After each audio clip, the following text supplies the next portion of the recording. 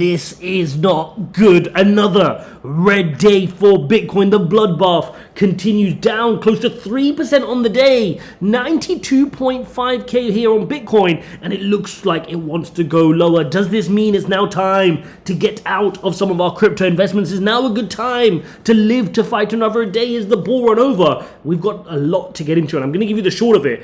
It's not good. We've spoken about it over the last kind of couple of days. The data is not good. We need to understand one thing. Investors want certainty, and they are not getting it right now. It's not that investors want good news. Investors can cope with the fact that you're saying we're going to get 2 rate cuts this year. That's fine. They'll price it in, they'll dump slightly, and then they can build on it for the rest of the year.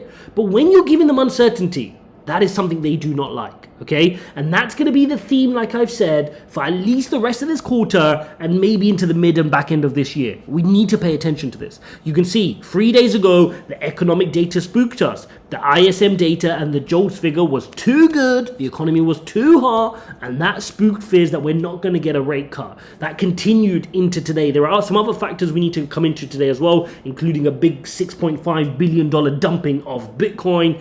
But the main theme right now is Trump's inauguration is about 10, 11 days away, and people are not sure about what is going on with inflation. There seems to be a confusion. I mean, on the one side, Trump says that inflation is way too high, but in the same breath, he's also saying that interest rates are too high. Which way is it? This means we're heading towards a form of stagflation, right? Which is also not good. So this is something we need to monitor here in the charts and understand what is going on, because this doesn't have a quick fix. We're already at support here. You can see this is important 92.5k support. Once you start losing some of these levels, I mean, the final pivot point at the bottom of this consolidation pattern sits at 85, 86, but really then you have a free fall down to, you know, the previous all-time highs around that 73, 74k level, and maybe even a little bit lower. So you'll be looking at kind of these wicks on the top of these candles for some support in that region, 71 to 73k. Not going to be ideal, right? You can imagine the fear that will then transpond the markets. I mean, fear and greed index was already starting to fall. I was 69 when I checked it today. 69. It's going to be lower by the time the new figure comes out tomorrow, because it always comes out once a day. So that's something we have to understand. Liquidations are just popping off. $523 million liquidated in 24 hours. Because, like I said, uncertainty is wrecked even further where there's leverage, and crypto is the most leverage traded asset class known to mankind, where a random retail investor can get access to 1000x leverage to trade things like AI16Z with PINA, you know, all these kind of coins that you're looking at, Doge, 1000x Pepe, bunch of these are meme coins, and people are getting wrecked, right? 500 million, that's $500 million wrecked in 24 hours. Now, what's also more concerning is if we jump onto the total chart, which is a total market cap of crypto, and jump onto the weekly chart, you'll notice something interesting. This weekly red candle saw an outflow from crypto of 7.4%, $250 billion, guys. That's a quarter of a trillion dollars flew out of crypto just this week, and that's just 3 days of trading. 3 days to lose $250 billion in market cap. This market is spooked, and it's not to do with crypto specific. It's the wider economy. It's a tough situation to be in where you don't know what's going on. Trump's coming in. Trump is talking about tariffs. Tariffs, okay, but inflation is too high. If you're introducing tariffs, what does that do to prices? That puts prices up, right? All of this is going through investors' minds right now, and it's difficult, and it's creating a very tough landscape for crypto to continue to rally, even though it probably wants to. If we add on to this fact, that we saw this article, $6.5 billion Bitcoin sale, DOJ to liquidate the Silk Road assets.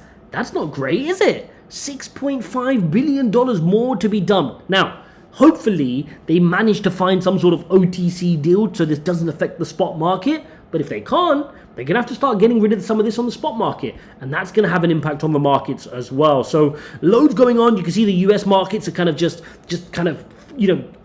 sideways here, really. NASDAQ down 0.06 and the S&P, they're just not sure. They're trying to shake off this inflation warning, but really they don't have the certainty they want. So many different things flying around in the news, so much uncertainty around the inauguration, uncertainty around how many rate cuts are we going to get this year. And guess what, guys? To add to it, the uncertainty is not going to stop. No, it's not. We're going to get, non-farm payrolls tomorrow, a very, very important jobs figure. Again, expect the market to be choppy. If that figure comes in too hot, the market's going to dump more, guys. This market does not want good economic data. They don't also want horribly bad economic data. I've called it the Goldilocks effect in the last few videos, where we kind of want this perfect number. We don't want it too bad, which suggests we're going to a recession, but equally, you don't want it so good that it shows that we're not going to get rate cuts, okay? So this is the situation we're in. It's not ideal as crypto investors, but you've got to learn to navigate this. Am I selling? No, I'm not selling my spot crypto, but this is why it's so important that not to, have loads of leverage positions.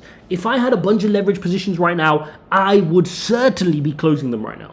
I would certainly be closing leverage positions right now because this market has too much volatility in it, and it's so easy to wake up with a big crash down towards that 71, 72 region. It's very possible in this market. It's very possible in crypto, full stop.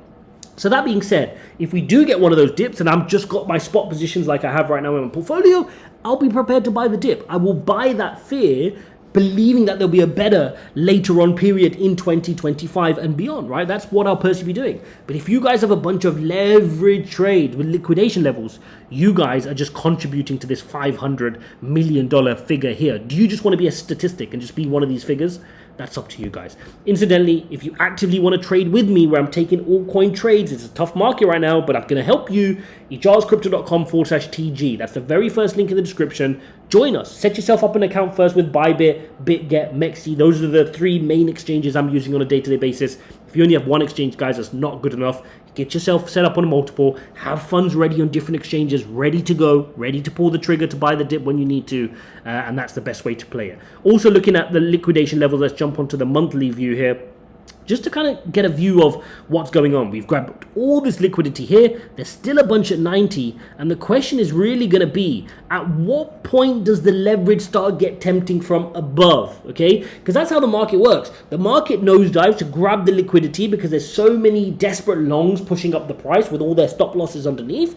But then after a while of going down, everybody just shorting Bitcoin. And when they short Bitcoin, their stop loss and liquidation level is above, and market makers will then turn around and go grab that to the upside. So you can already see that piling up on this pivot point. You can see that piling up here as well, around that kind of 102, 103,000 level. Soon that will become appealing for market makers, and they're gonna want to grab it. Of course, that short-term swings, the longer-term trend right now is a little bit worrying here on crypto in that we can't seem to find some good economic data. The best hope we have is tomorrow the non-farm payrolls do not come in hot. They come in a little bit weak. They show that, oh, look, we're squeezing the neck too much of the economy. Let's bring interest rates down. Put that question in Jerome Powell and the Fed's head to say, hey, whoa, everything's not fine and dandy right now. Your rates are too high. We shouldn't be higher for longer. We need to bring them down in 2025. And I want data to come out. We want data to come out that continues to paint that picture in the Fed's head. If we get the opposite, which is hot data, not going to be bueno for us, guys. Expect more dumping. Hopefully you appreciate this video, guys. If you like these breakdowns as and when the market's moving, smash up the likes. Help me get to 20,000 subs, guys. We need to get more subs. If we get more subs, we can get this message out. This is not about moon content and, oh, crypto's going to $100,000. No. We don't just shout out random numbers. No. We try to analyze the markets. If you appreciate that approach, then support the channel. Thanks for watching, and I'll see you in the next one.